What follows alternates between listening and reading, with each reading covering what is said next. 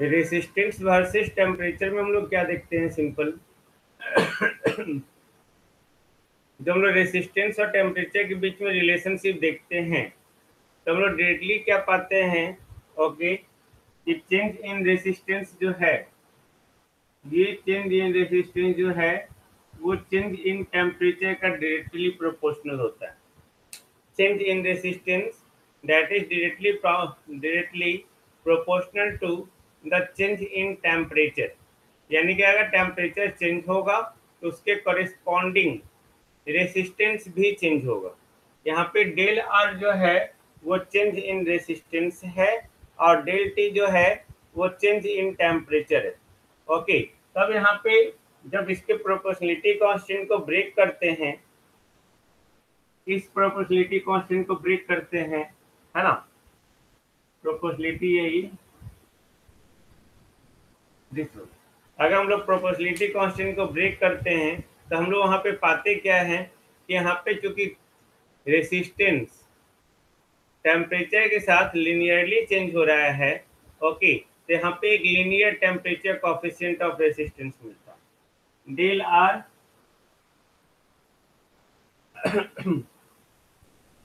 तो हम लोग यहाँ पे del R is directly proportional to del T है, change in temperature.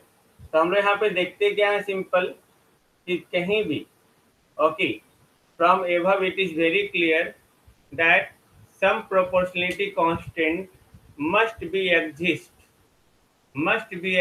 between the resistance and temperature, and इस प्रोपोर्शनलिटी कांस्टेंट को हम लोग क्या करते हैं, linear temperature coefficient of resistance, linear temperature coefficient of resistance जिसको हम लोग अल्फा से डिनोट करते हैं, अल्फा से डिनोट करते हैं। अगर हम लोग लीनियर टेम्परेचर कोफिशिएंट को डिफाइन करना हुआ, ओके, अल्फा से डिनोट करते हैं, linear temperature coefficient of resistance को डिफाइन करना हुआ, ये कहता है percentage change in resistance with respect to change in temperature. It is the ratio of percentage change in resistance per degree Celsius change in temperature. Okay, तो यहाँ पे ये जो हम लोग फार्मूला लिख रहे हैं, है ना, alpha del R by R divided by del T. Del R by R क्या है हमारा, परसेंटेज चेंज इन रेसिस्टेंस, और ये डेल टी क्या है, change in temperature in degree Celsius, not in kelvin, याद रखिएगा, है ना, ये जो होता है इन डिग्री सेल्सियस होता है टेम्परेचर, टेम्परेचर जो चेंज हो रहा है, ओके। और यहाँ पे ये हमारा जो है डेल आर वाई आर, तो परसेंटेज चेंज इन रेसिस्टेंस है, तो ये ओम, ये भी ओम, और ये डिग्री सेल्सियस, तो अल्फा का यूनिट क्या हो जाएगा, पर डिग्री सेल्सियस, ओके, यानी कि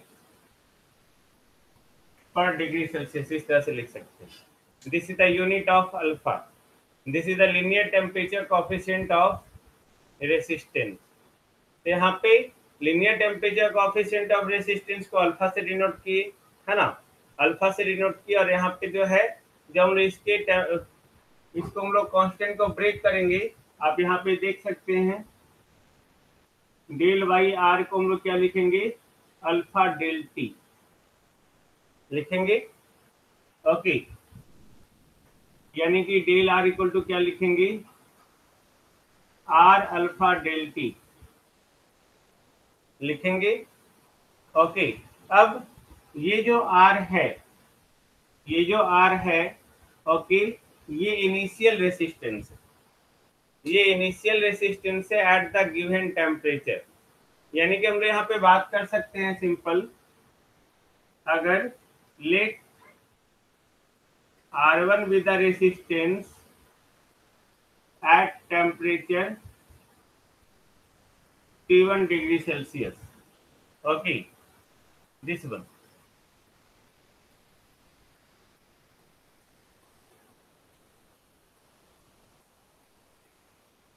और R2 equal to resistance at temperature T2 degree Celsius, then del T equal to हो जाएगा T2 minus T1, are equal to हो जाएगा यहाँ पे R1 and del R equal to हो जाएगा R2 माइनस R1। अब यहाँ पे क्या चेंजेस नजर आ रहा है? वो चेंजेस ये है कि यहाँ पे जो हम लोग आर जो ले रहे हैं वो आर जो है इनिशियल टेम्परेचर का रेसिस्टेंस है मेनली। ओके, यानी कि मान लेते हैं कोई भी कंडक्टर पहले T1 डिग्री पे था। ओके, तो T1 पे रेसिस्टेंस जो होगा वो हमारा R है, यानी कि R1 है, ये R। T2 के अगर R2 है तब del R equal to R2 minus R1 होगा। तो हम लोग इसी फार्मूले को यहाँ पे इस तरह से रीअरेंज करेंगे, R2 minus R1 equal to R1 alpha del T. अब यहाँ अल्फा भी जो होगा वो भी अल्फा 1 होगा, याद रखिएगा। तो यहाँ पे अल्फा और आर का रिलेशन है, ये अल्फा और आर जो है वो सेम टेम्परेचर पर है, सेम टेम्परेचर पे, बिकॉज यहाँ पे हम लोग डेल आर को क्या किए, directly proportional to del T है। यानी कि टेम्परेचर में जितना भी चेंज हो रहा है, टेम्परेचर में जितना भी चेंज हो रहा है, मान लेते हैं इनिशियल टेम्परेचर 15 डिग्री था और फाइनल टेम्परेचर 25 डिग्री थी, तो इनिशियल तो चेंज इन टेम्परेचर हो गया 10 डिग्री थी, दिस वन। तो यहाँ पे चेंज इन टेम्परेचर 10 डिग्री हुआ, बट डेल आर जो हुआ हमारा चेंज इन रेसिस्टेंस वो R2 माइनस R1 होगा। ओके, और ये जो हम लोग प्रोपोर्शनलिटी कांस्टेंट को एक्चुअली ब्रेक कर रहे हैं, ये प्रोपोर्शनलिटी कांस्टेंट क्या है, ये एक्चुअली अल्फा आर है, अल्फा आर है ना, अल्फा आर। तो अल्फा आर जो है हमेशा यहाँ पे सेम टेम्परेचर पे होगा, सेम टेम्परेचर यानी कि इनिशियल टेम्परेचर, इनिशियल टेम्परेचर यानी कि T1, वो अल्फा आर जो है वो हमेशा T1 पे ही होना चाहिए। ओके, यानी कि यहाँ पे अगर आप लिखेंगे R1, यहाँ पे अगर आप R1 लिखते हैं तो ये अल्फा 1, अगर यहाँ पे R0 लिखेंगे तो यहाँ पे भी अल्फा 0, तो यहाँ पे भी 0 हो जाएगा। ओके, तो जो भी हमारा इनिशियल टेम्परेचर है, यहाँ पे मैंने इनिशियल टेम्परेचर लिया T1, ध्यान दीजिएगा, ये this is the very important. Okay, यहाँ इनिशियल टेम्परेचर T1 है, तो उसी T1 पे अल्फा 1 भी होगा और R1 भी होगा, और उसी T1 से चेंज होगा टेम्परेचर डेल टी, तो T2 माइनस T1, उसी T1 से रेसिस्टेंस चेंज होगा तो R2 minus R1। Okay, I think it is clear now. इसको आप रीअरेंज करेंगे, इसको इधर ले जाएंगे, R1 1 plus alpha 1 del T,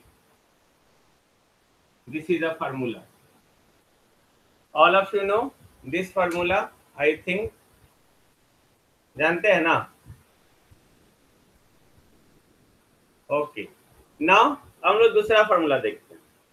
अब ये तो मैंने बात किया जब अल्फा 1 T1 पे दिया हुआ है, लेकिन जब बहुत बार क्वेश्चन बनाते हैं आप, ओके, तब क्या दिया रहता है, इनिशियल टेम्परेचर 0 डिग्री। ओके, यानी कि मान लेते हैं लेट R0 जो है वो रेसिस्टेंस एट टेम्परेचर जो है 0 डिग्री सी। ओके, और अल्फा 0 ये भी linear temperature coefficient at 0 degree है ना, alpha 0 linear temperature coefficient at 0 degree celsius है। देन अब क्या हो जाएगा, R2 minus R0।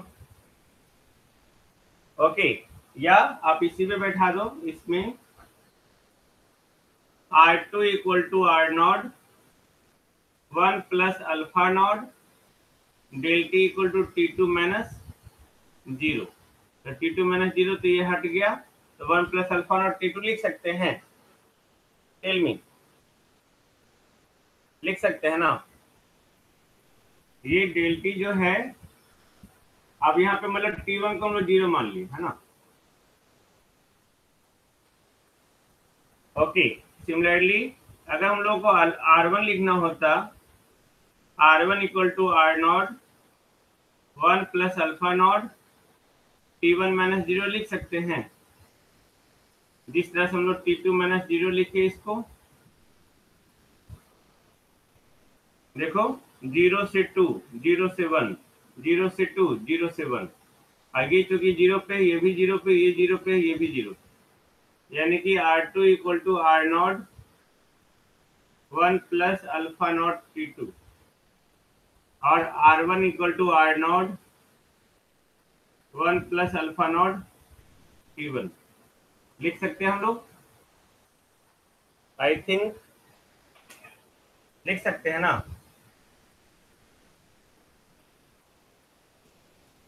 Okay, no, इन दोनों को डिवाइड कर दीजिए, R2 by R1 equal to 1 plus alpha naught T2 by 1 plus alpha naught T1। ये देखो दो फार्मूला है। ओके, यहाँ पे दो फार्मूला है।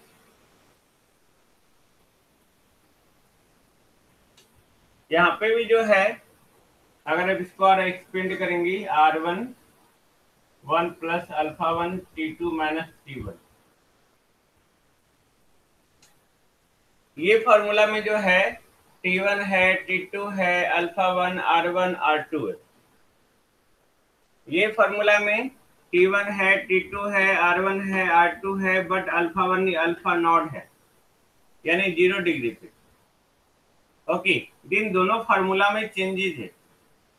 फार्मूला में चेंजेस क्या है कि अगर अल्फा 1 आपका T1 पे दिया हुआ है, यानी कि इनिशियल टेम्परेचर पे दिया हुआ है, तो आप इस फार्मूला को लगाएंगे। और अगर जो है अल्फा 1 दिया हुआ नहीं है, सिर्फ 0 डिग्री पे दिया हुआ है, ओके, और T1 T2 टेम्परेचर दिया हुआ, T1 के कॉरस्पॉन्डिंग R1 है और T2 के कॉरस्पॉन्डिंग R2 है, तब आप इस फार्मूला को लगाएंगे। Got it, I think no problem. Okay, okay, now अब मान लेते हैं आपको जो है अल्फा दिया हुआ है 0 डिग्री पे, और किसी खास टेम्परेचर पे जो है आपको अल्फा निकालना है। ओके, कोई भी टेम्परेचर पे, जैसे यहाँ पे अल्फा 0 पे दिया हुआ था, यहाँ पे अल्फा T1 पे दिया हुआ है। ओके, और किसी खास टेम्परेचर पे आपको अल्फा निकालना है, तो मान लेते हैं यहाँ पे देखो, इसको हम लोग लिख सकते थे आगे R2 by R1 equal to 1 plus alpha 1 T2 minus T1 लिख सकते हैं, लिख सकते हैं ना। ओके, जस्ट राइट, लिख सकते हैं। अरे इसको लिख सकते हैं ना, R2 by R1 equal to 1 plus alpha 1 T2 minus T1। Okay, now give you R2 by R1 equal to ये है, यानी कि दोनों बराबर हो गया, 1 plus alpha 1 T2 minus T1 equal to 1 plus alpha naught T2 divided by 1 plus alpha naught T1 लिख सकते हैं। ये देखो अल्फा 1 है, T1 है, T2 है, जो आप इसको सॉल्व करेंगे, ओके, जो आप इसको सॉल्व करेंगे तब क्या आएगा, अल्फा T2 ये कैंसिल हो जाएगा, है ना। तो अल्फा 1 इक्वल टू हो जाएगा आपका alpha naught by 1 plus alpha naught T1, ये आएगा जो आप इसको सॉल्व करेंगे। तो ये क्या बता रहा है, 0 डिग्री पे अल्फा दिया हुआ है, ओके, 0 डिग्री पे अल्फा दिया हुआ है, T1 टेम्परेचर पे अल्फा 1 निकालना है, तो इस फॉर्मूला का उपयोग कर सकते हैं हम लोग। अगर इसको इन जनरल करते हैं हम लोग, alpha T equal to alpha naught by 1 plus alpha naught T, जहाँ T कोई भी टेम्परेचर है, T कोई भी टेम्परेचर है, और उस टेम्परेचर पे जो है अगर आपको अल्फा निकालना हो, तो आप इस फॉर्मूला का यूटिलाइज कर सकते हैं ना। Tell me.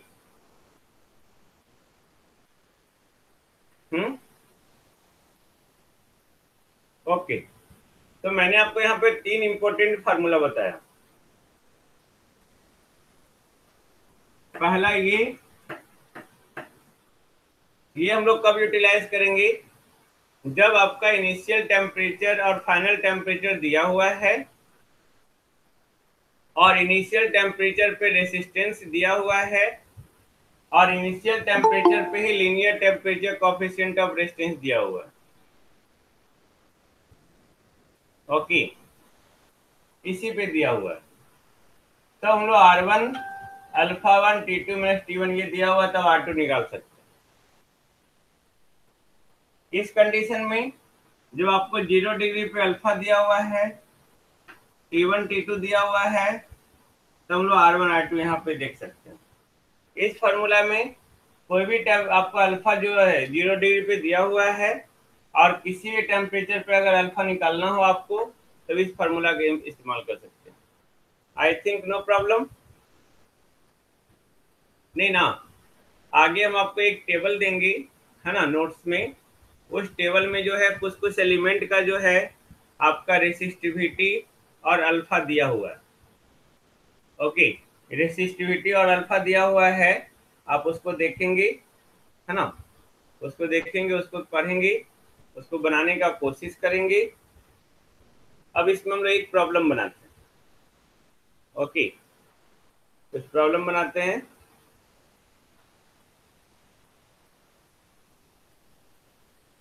यहाँ तक कोई प्रॉब्लम नहीं है ना किसी को?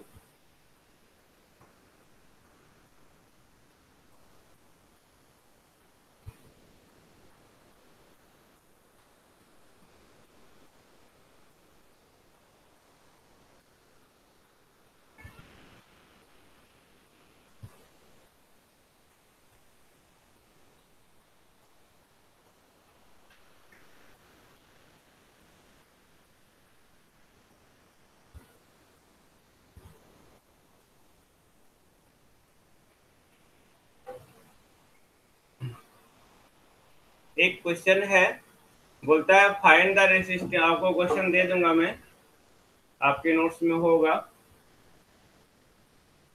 बोलता है find the resistance of copper wire 200 meter long and 25 mm² in cross sectional area. Resistance निकालना है, लेंथ आपका जो है, लेंथ कितना है, 200 meter. Okay, cross sectional area कितना दिया हुआ है, 25 mm²। उसके बाद हम लोग क्या कर सकते हैं, रेसिस्टिविटी दिया हुआ आपका कॉपर का,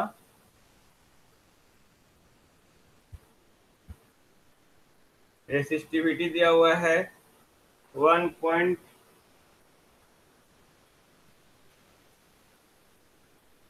मीटर। बन जाएगा ये, दैट इज सो सिंपल, बन जाएगा ना।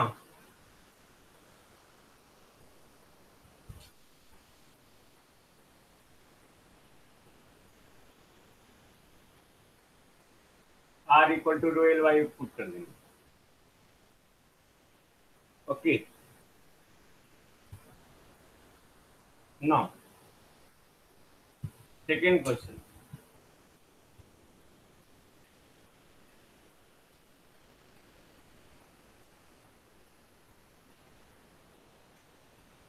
सेकेंड क्वेश्चन बोलता है, एक कॉइल है, देखिए ध्यान से सुनिएगा,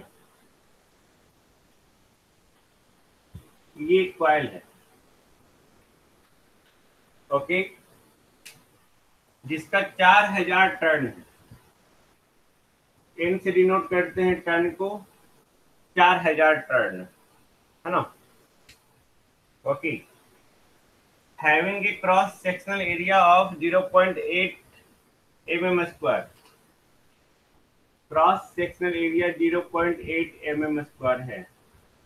क्रॉस सेक्शनल एरिया मतलब ये एरिया, ये है ना, ये नहीं, ये लेंथ हो गया। Okay, and the mean length, उसका लेंथ जो दिया हुआ है पर टर्न, लेंथ पर टर्न दिया हुआ है, एक टर्न का लेंथ दिया हुआ आपका 80 सेंटीमीटर दिया हुआ, 80 सेंटीमीटर दिया हुआ। ओके, रेसिस्टिविटी दिया हुआ आपको, resistivity 0.02 micro ohm meter. Calculate the resistance of coil, coil का रेसिस्टेंस कैलकुलेट करना है, और पावर डिसिपेटेड निकालना है। Okay, when it is connected across a 250 volt DC supply, जो आप इसको 250 वोल्ट से कनेक्ट कर देते हैं, यानी कि V इक्वल टू दिया हुआ है 250 वोल्ट, 250 वोल्ट से कनेक्ट कर देते हैं, इस कॉइल में कितना पावर डिसिपेट हो। क्वेश्चन फिर से रिपीट कर रहा हूं मैं। एक कॉइल है, उस कॉइल का जो है 4000 टर्न दिया हुआ है। ओके, टर्न मतलब क्या है, सिंपल दिस वन, ये देखो, ये एक टर्न हुआ, एक ही दिख रहा है ना आपको। हम्म, ये एक टर्न हुआ, दिख रहा है एक, टेल मी। ओके, ये दो टर्न हुआ, ये तीन टर्न हुआ, ये चार टर्न हुआ, ऐसा ऐसा 4000 टर्न है। और एक टर्न का लेंथ दिया हुआ है 80 सेंटीमीटर। एक टर्न का जो है लेंथ दिया हुआ है 80 सेंटीमीटर। तो जब 80 सेंटीमीटर टर्न का लेंथ दिया हुआ है, तो टोटल लेंथ हमारा कितना हो जाएगा, हम लोग 4000 से मल्टीप्लाई कर देंगे, 80 इंटू 4000 सेंटीमीटर। ओके, तो 32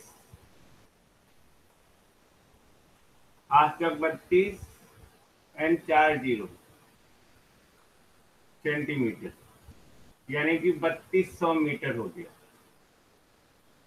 ओके, ये 3200 मीटर लेंथ हो गया। एरिया आपका दिया हुआ है 0.8 mm², यानी कि 0.8 इंटू 10⁻⁶ मीटर स्क्वायर लिख सकते हैं। 1 mm इक्वल टू 10⁻³ मीटर लिख सकते हैं ना। ओके, रो दिया हुआ है आपको 0.02 माइक्रो, यानी कि 10⁻⁶ ओम मीटर लिख सकते हैं। R equal to rho L by A निकल जाएगा, tell me. R equal to rho L by A, जब इस सारी वैल्यू को पुट करेंगे 0.02 इंटू 10⁻⁶, 3200 बाई 0.8 इंटू 10⁻⁶, इसको कैलकुलेट करेंगे तो 80 ओम आएगा। ओके, नाउ अब बोलता है कि ये क्वाइल पे जो है, ये क्वाइल के क्रॉस 250 वोल्ट हम लोग जो है वोल्टेज लगा दी। ओके, तब बोलता है इसमें कितना पावर डिसिपेट हो रहा है। तो पावर डिसिपेट किसके कॉरेस्पॉन्डिंग होता है, याद रखेंगे, वो हमेशा करंट के कॉरेस्पॉन्डिंग होता है। करंट के कॉरेस्पॉन्डिंग यानी कि I²R। ओके, इसका रेसिस्टेंस निकल गया, भी दिया हुआ है, तो I equal to V by R हो जाएगा। I equal to V by R into R. Power dissipated का फॉर्मूला अभी हमेशा ही लिखेंगे, है ना। V² बाई आर नहीं होता है, ये अलग सी बात है कि V² बाई आर किसी किसी केस में आ जाता है, जैसे इस केस में आ जाएगा। ओके, इसको हम लोग V² बाई आर लिख दिए। V हमारा दिया हुआ है 250, और ये R आ गया 80 ओम। तो पावर डिसिपेटेड कितना हो गया, 661.25 watt. This is the final answer. I think no problem, नहीं ना, नहीं। इस तरह का छोटा मोटा प्रॉब्लम आपको आ सकता है ना। एक प्रॉब्लम मैं आपको दिया हूँ, वो आप बनाएंगे। दो प्रॉब्लम दिया हुआ, आप दोनों को बनाएंगे। नेक्स्ट क्लास में जो है, इसी में हम लोग जो है अब इंडक्टर बताएंगे। That is very very important topic. हो सकता है आप बहुत जगह आप इंडक्टर पढ़े होंगे, बट जब ये इंडक्टर पढ़ेंगे तब आपको और ज़्यादा समझ में आएगा और इंडक्टर का सारा नॉलेज हो जाएगा।